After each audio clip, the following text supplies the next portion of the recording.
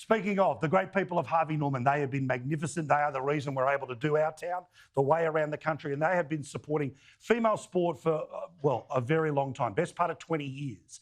They wanted us to tell you this month about their support for athletes who had been successful at not just one, but multiple sports. Can you believe it's 23 years ago since Cathy Freeman emerged in her iconic fireproof bodysuit to light the flame that marked the official start of Sydney's Olympics back in the year 2000.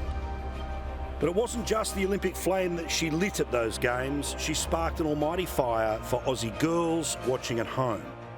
Standing up on that podium with my teammates took me back to the 7-year-old kid that I was when I watched Cathy Freeman win gold at Sydney 2000. And for me, the Cathy Freeman moment was just like, I was so mind blown at her ability to zip up her custom-made bodysuit and race around the track and carry the weight of a nation on her shoulders. And as a little kid, I decided I wanted to do the same thing. Chloe is one of many Australian women that Harvey Norman have been proudly supporting since 1983. And today we're meeting some of the passionate women that have been sponsored by Harvey Norman. And it's not just in one sport. You see, there are plenty of athletes who've taken on many sports. Swiss-Italian Simona De Silvestro is a big name in car racing and now is ready to switch her skill set to the Winter Olympics bobsledding track in 2026. She was here a couple of weeks ago to compete in Bathurst for the first time in 4 years as a wildcard contestant.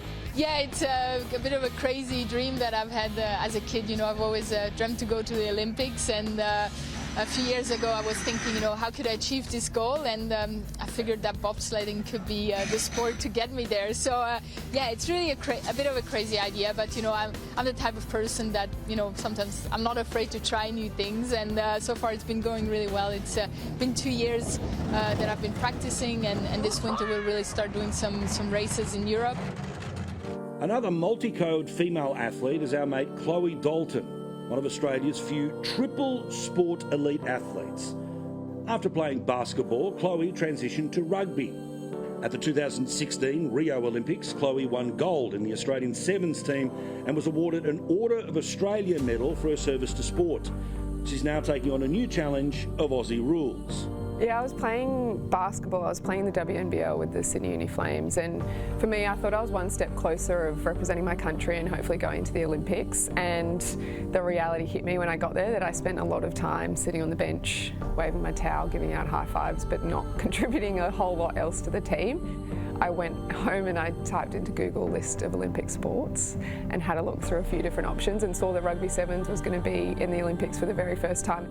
As a kid, I'd go out, I'd take a footy and find a cone and try and kick the ball, and I'd have these grown men come up to me and say, you should play rugby, you're pretty good at kicking. And I would turn to them as a little kid and say, girls don't play rugby. To see that rugby was going to be played at the pinnacle of sport was a pretty special opportunity, and I set my goal pretty high to make the Australian team and get on that plane to head over to Rio.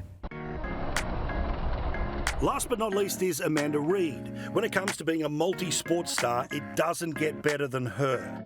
She's competed in swimming in London back in 2012. Then she won a gold in cycling in 2020. She's the current world champion para-snowboarder. And she's the third Aussie female to compete at Summer and Winter Paralympics. Amanda is the first Indigenous Aussie to ever win Paralympic gold. I was cleaning out under the house one time and I found my old cycling clothes and I was like, let's give this a go again, and that's how it all started. I went on a trip after the Paralympics in 2016 down to the snow and decided let's give snowboarding a go 2 years later after attempting to ski multiple times. And yeah, just fell in love with snowboarding. Three talented women who are hitting new highs every day. A trio of role models that'll inspire the next generation of kids to do the same at Brisbane 2032 and way beyond.